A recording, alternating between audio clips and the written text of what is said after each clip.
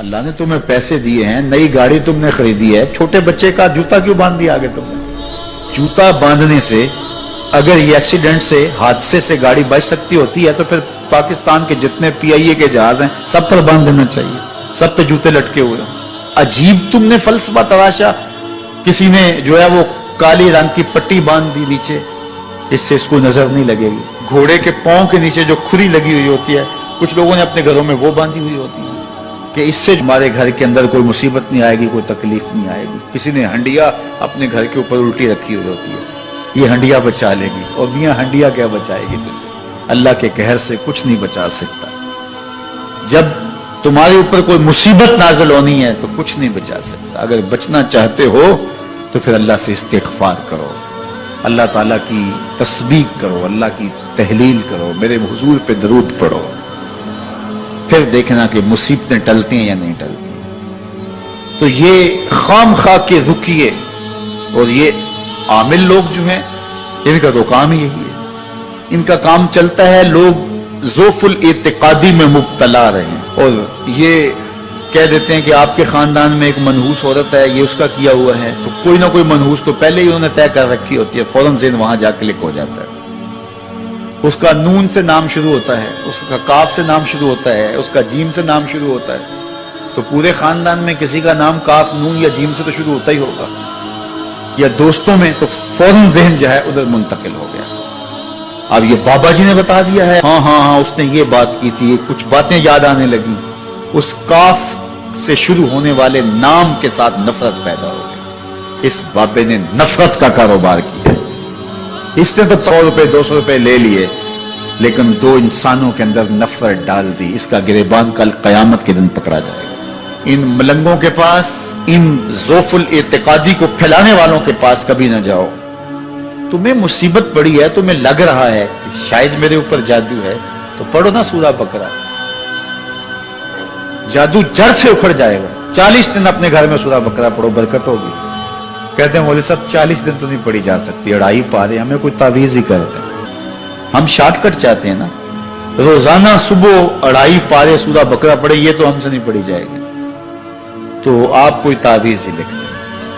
کاروبار میں برکت نہیں, میں کہتا ہوں پڑھو نا سورہ واقعہ, 3 رکوع ہیں, برکت ہوگی. ہم کہتے ہیں ہمیں تعویذ ملنا چاہیے, بس وہ ہم گلے میں رکھ دیں, بٹوے میں رکھ لیں, پرس میں رکھ لیں, اور ہمارا کام ہو جائے, ہمیں کچھ بھی نہ پڑھنا پڑے, ہمیں وضو تک نہ کرنا پڑے, نماز نہ پڑھنی پڑے, اور برکت ہو جائے. ایسے برکت تو نہیں آتی. اس لیے چھوڑو ان کی جان, آؤ قرآن مجید پہ آؤ, آؤ سجدوں پہ آؤ, آؤ دعاؤں پہ آؤ. سحری کے وقت اس کی رحمتیں آواز دے رہی ہوتی ہیں, حل من مسترزقن, ہے کوئی رزق مانگنے والا, اور تم اس وقت سوئے ہوئے ہو, سارے دن ٹھوکریں کھاتے ہو. آؤ نا اس وقت جھولی پھیلا کے, ہاتھ پھیلا کے کہو مالک تو جھولیاں بھر دے. تو پھر دیکھنا, میرا بیٹا سالم مشرکین کی قید میں ہے اور میں فاقوں کی حالت میں ہوں. تو فرمایا آل محمد کے پاس ایک سیر جو ہیں, بس اس کے علاوہ ہمارے پاس بھی کھانے کے لیے دنیاوی اسباب نہیں ہیں. کہا صبر کرو اور اللہ سے ڈرو, اور لا حول ولا قوت الا باللہ کثرت کے ساتھ پڑھو. یہ ایسا وظیفہ ہے, ایک حدیث پاک میں آتا ہے کہ یہ 99 بیماریوں کا علاج ہے. اس میں سب سے کم درجے کی بیماری ہم اور غم ہے. یہ دکھوں کا مداوع ہے, مشکلات کا علاج ہے, اور یہ وظیفہ میرے حضور نے بتایا. حضرت ابو ذر غفاری رضی اللہ تعالیٰ عنہ کو حضور نے 5 چیزیں بتائی تھی. ان میں سے 5ویں چیز یہ تھی کہ ابو ذر کثرت کے ساتھ لا حول ولا قوت الا باللہ پڑھا کرو. فرمایا عرش الہی کے نیچے ایک خاص خزانہ ہے, یہ وظیفہ وہاں سے آیا ہے. یہ زندگی میں معمول بنا لو, جب پھنس جاؤ, مشکلات میں آ جاؤ, تو لا حول ولا قوت الا باللہ پڑھو, اللہ راستے کھولے گا. تو حضور نے 3 چیزیں فرمائی, اللہ سے ڈرو, صبر کرو, اور کثرت کے ساتھ لا حول ولا قوت الا باللہ پڑھو. وہ فرماتے ہیں کہ میں یہ عمل شروع کیا, ابھی گھر میں بیٹھا ہی تھا کہ دروازے پہ دستک ہوئی, تو میں اٹھا کہ دروازہ کھولوں دیکھوں کہ کون ہے. تو دروازہ کھولا, دیکھا میرا بیٹا کھڑا ہے اور اس کے پیچھے 100 اونٹ کھڑے ہیں. تو میں نے کہا کہ تم اور یہ اونٹ؟ کہا مجھے موقع لگ گیا, میں ان کی قید سے بھاگ آیا. وَيَرْزُقْهُ مِنْ حَيْثُ لَا يَحْتَسِبُ، وہ تمہیں وہاں سے رزق دے گا جہاں سے تمہیں گمان بھی نہیں۔ اس کے ہو کے تو دیکھو، اللہ اکبر، اللہ کے ہو جاؤ تو پھر وہ تمہاری ضرورتوں کا کفیل ہو جائے۔ فرمایا حضرت عبداللہ ابن مسعود رضی اللہ تعالیٰ عنہ نے کہ کسی شخص کو فقر و فاقہ آ جائے تو وہ لوگوں کو بتائے کہ میں آج کل بڑے مشکل حالات میں ہوں، ہر وقت لوگوں کو بتاتا رہے تو اس کی مشکل بڑھے گی، اس کی مشکلیں آسان نہیں ہوں گی اس طرح۔ اور اگر وہ اپنی اس مشکل کو کسی سے شیئر نہ کرے بلکہ مصلی بچھا کے اپنے رب سے کہے کہ مالک فقر و فاقہ آ گیا ہے اور اس کا علاج تیرے پاس ہے، اس مرض کا مداوع تیرے پاس ہے۔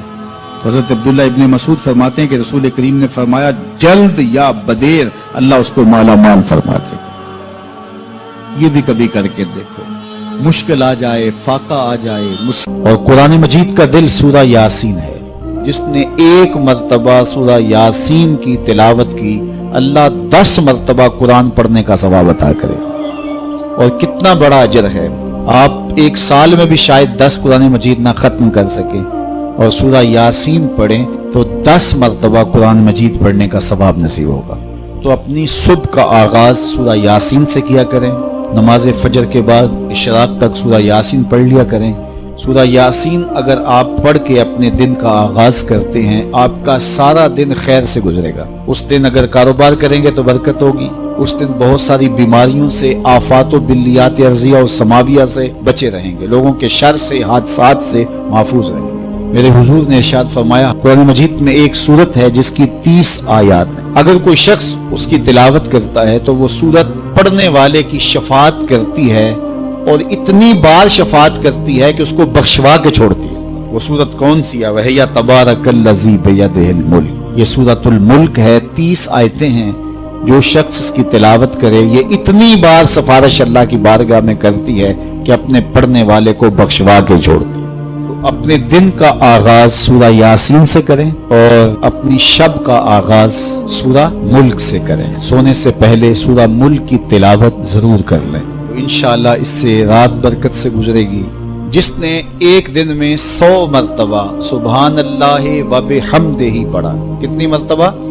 100 مرتبہ کیا پڑھا؟ سبحان اللہ و بحمدہ، فرمایا کہ اس کے گناہ سمندر کی جھاگ کے برابر بھی ہوں تو اللہ معاف فرما دے گا۔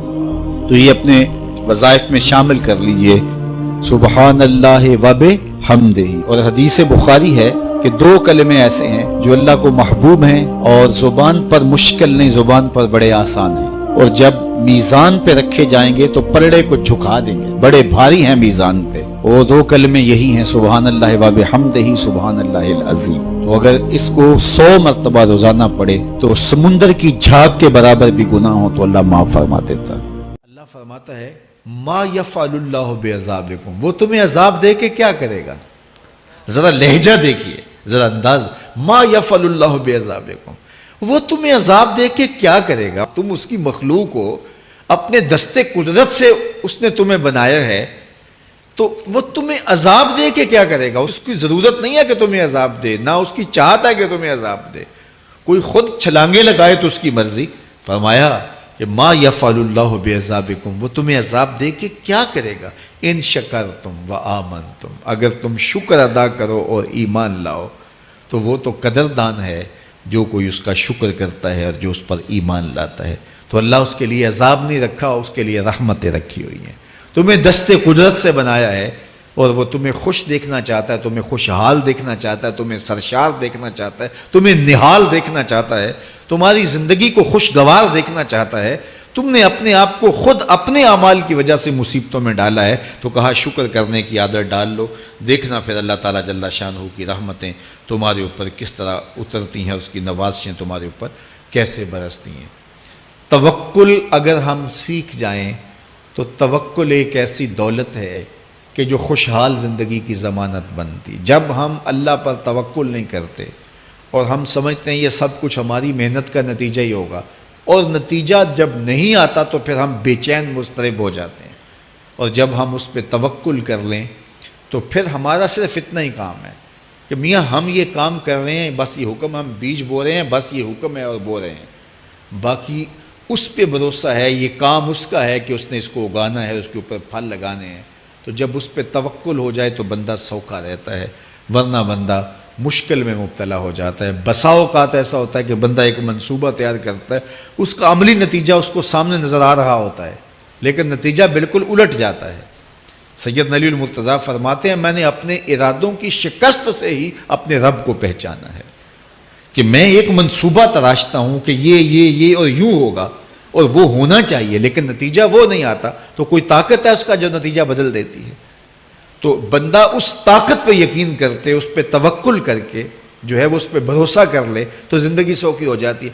مغرب میں جو اللہ پر یقین نہیں رکھتے وہ خودکشی کر لیتے ہیں کہ یہ کیوں ہو گیا، ایسا نہیں ہونا چاہیے تھا، لیکن ہم خودکشی اس لیے نہیں کرتے، ہم کہتے ہیں میرا رب جس طرح چاہے اس طرح ہی ہوتا ہے، جو اس نے طے کیا ہوا ہے وہ کر کے رہتا ہے، اس لیے تم اس پہ توکل کر لو اور اس پہ بھروسہ کرو۔ حضور علیہ الصلوۃ والسلام نے فرمایا لو انکم توکلون علی اللہ حق توکلہ، اللہ پر توکل کرنے کا جو حق ہے اگر تم وہ ادا کر دے تو فرمایا اللہ تمہیں ایسے رزق عطا کرے جیسے پرندوں کو عطا کرتا ہے۔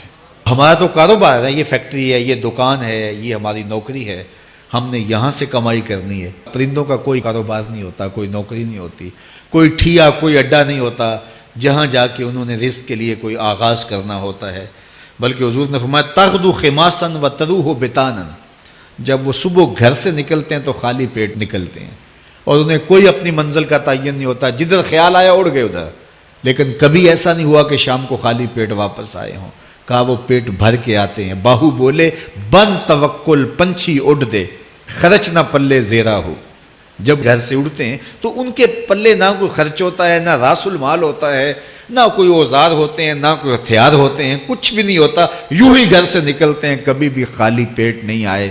فرمایا اگر اللہ پہ پرندے توکل کر لیں تو اللہ اسے بھی عطا کرتا ہے، تم توکل کرو گے تو تمہیں عطا نہیں کرے گا۔